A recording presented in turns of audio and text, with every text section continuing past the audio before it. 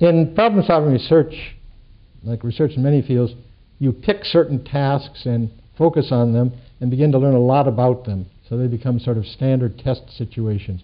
In genetics and biology, you use fruit flies and you use the bacteria E. coli. And here we use the Tower of Hanoi and we use chess. So chess is Drosophila and the Tower of Hanoi is E. coli.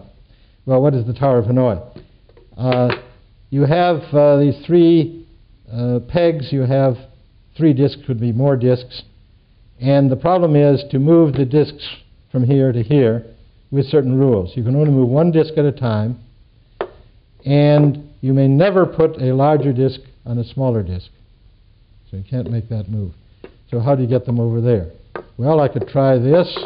Well, then I could move that over there, and move that over there, but now I'm stuck.